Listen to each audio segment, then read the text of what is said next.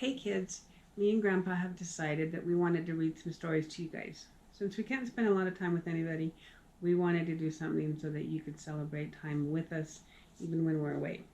So this time we're going to be reading some books. And this one is my very favorite, what I used to read to your parents and your aunts and uncles, and we used to read this all the time. So I thought I would share this with all the grandkids so you can enjoy it too. It's called But No Elephants. So let's go. Grandma Tiddly lived all alone. She worked hard every day. She had no time to play. One day a man came to her house. He was selling pets. "Would you like to buy a canary bird?" he asked. "Very well," said Grandma Tiddly, "but no elephants." Grandma Tiddly was cooking stew. The bird wanted to help, so he sang a song for her. It made Grandma Tiddly very happy. That night they sat down to eat the stew together, and it tasted better than ever before. The next day the pet man came again. "Would you like to buy a beaver?" he asked. "Very well," said Grandma Tiddly, "but no elephants." Grandma Tiddly needed firewood, and the beaver wanted to help, so he cut the wood with his sharp teeth. That night they sat in front of a warm fire. Grandma Tiddly went shopping, and she met the pet man again. "Hey, would you like to buy a turtle?" he asked. "Very well," said Grandma Tiddly, "but no elephants." Grandma Tiddly was tired, and the turtle wanted to help, so he carried her home on his back. That night Grandma Tiddly washed the turtle and put him to bed. And the next day it started to rain. It rained hard, and the roof started to leak. Then someone knocked on the door. It was you know whom.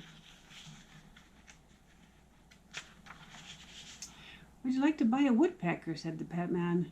"Very well," said Grandma Tiddly, "but no elephants." The woodpecker wanted to help, and so he nailed the roof down really tight, and the dripping stopped. That night they all danced together in the warm, dry house. The days got colder and colder. Grandma Tiddly put food in jars for the winter. "I don't like the cold," she said. Just then the pet man appeared. "Hey, would you buy an elephant?" he asked. "He's the only pet animal I have left, and I have to leave before it snows." "No, no elephant!" shouted Grandma. She went back to work, and the pet man left. But the elephant stayed. It started to snow, and it kept on snowing and snowing and snowing and snowing. "No elephant," said Grandma Tiddly, but the elephant would not go. They could not see the elephant now, but they could hear him crying, and they felt sad. "Very well," said Grandma Tiddly, "you may come in." Oh, the elephant was so happy. He was as happy as could be. But the elephant had a problem. He could not get through the front door. So they all helped push him inside.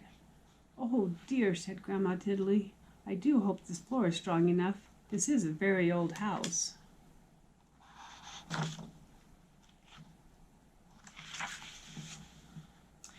Outside the snow kept falling, but inside the house was cozy and warm. Everyone hoped winter would go away soon, and spring would soon come. That night, there was a terrible crash. The elephant had fallen through the floor. "We cannot fix this," said Grandma Tiddly. "You will just have to stay there." The winter was long, and soon the firewood was gone. The elephant was always hungry, and he kept eating and eating and eating until all the food was gone. "We cannot leave or we will freeze," said Grandma Tiddly. "We cannot stay or we will starve. What are we to do?" The elephant felt sorry. Then he had a thought of a way to help. So he stood up and he started to walk. And he walked and walked and walked and walked. And when he stopped, they were in a warm, sunny place. And that is where Grandma Tiddly and all of her friends are today. The end. Welcome, elephants. We love you guys. We really do, and we miss you. Please stay safe and healthy. Love you to pieces, Grandma.